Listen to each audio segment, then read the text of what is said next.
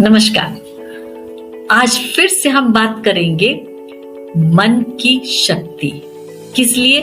Because cells are designed to detox. कोशिकाएं detox होने के लिए ही बनाई गई है और उसमें मन की शक्ति एक केमिकल एक्शन है जिसको आज मैं विस्तृतीकरण और संक्षिप्तीकरण करके बताऊंगी।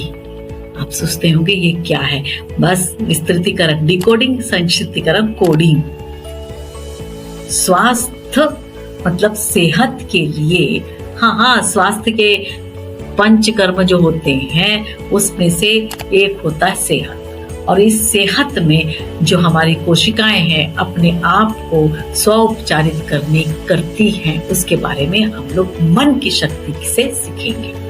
मन की शक्ति के लिए मैंने पहले बताया था आपको कि 3 चीजें लगती हैं। वो है हमारी जानकारी, इंफॉर्मेशन, और वो कन्वर्ट होती विचार में और फिर उसमें आवेश लगाया जाता है जो पॉजिटिव या निगेटिव हो। पॉजिटिव हो तो डिटॉक्स होगा, निगेटिव हो तो रिटॉक्स होगा भाई।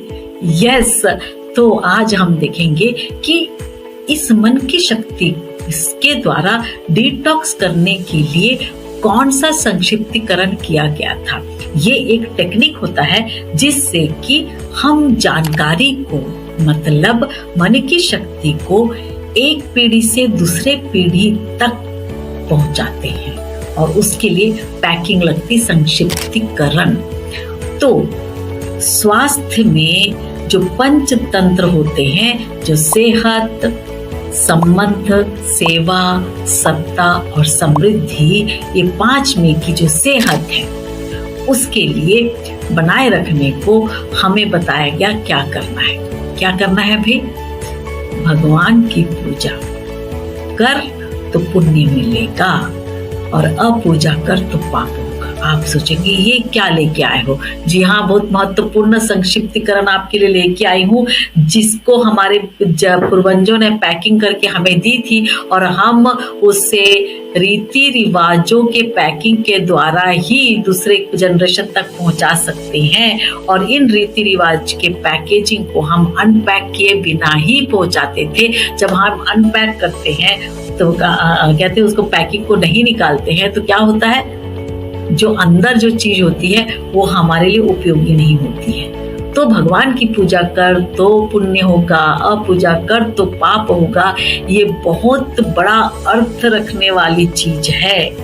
आज इसका मैं एक सीधा मतलब अर्थ बताती हूँ, फिर अगले सेशन में आपको उसके बारे में इलैबोरेट करके बताऊंगी। भगवान का फुल फॉर्म मतलब विस्तृतीकरण क्या है? भगवान, भूमि गगन वायु अग्नि नीर। पूजा मतलब पूर्ण जिम्मेदारी। पुण्य मतलब पूर्ण न्याय निष्पक्ष योजना से। अपूजा मतलब अपूर्ण जिम्मेदारी, जहाँ काम अपूर्ण होता है, आधा सच आधा गलत, आधा अच्छा आधा बुरा, आधा सही आधा गलत, तो क्या होता है? पाखंड। जहाँ पाखंड होता है वहाँ अन्याय और पक्षपात होना ही है। तो पाखंड का प, अन्याय का अ, पक्षपात का प, पाप। क्या बात है! और हम लोगों को इसके बारे में नहीं बताया। हमें क्या बताया डिकोडिंग में? भगवान मतलब ईश्वर, पूजा मतलब आराधना कर लो भाई, मंदिर मस्जिद गिरजा बना लो, और पुण्य मतलब अच्छा कर्म, और पूजा जो पूजा नहीं होती है, और पाप मतलब कुछ बुरे चीज होते हैं। इतना ही बताकर हमें छोड़ दिया गया था। इसमें सिर्फ आधा सच था। पूर्ण सच क्या है? भूमि गगन वायु अग्नि नीर की पूर्ण जिम्मेदारी ले तो पूर्ण न्याय निष्पक्ष योजना से होगी। जहाँ पूर्ण न्याय निष्पक्ष योजना से होती है वहां पर शुभ लाभ होना ही है, परंतु अपूर्ण जिम्मेदारी से पाखंड अन्याय पक्षपात होता है। जहाँ पाखंड अन्याय पक्षपात होता है वहां पर इस्तेमाल कर और फेंक बिहेवियर होता है। अगली बार बताऊंगी इस बिहेवियर का क्या असर होता है। तब तक के लिए इंतजार कीजिए। नमस्कार।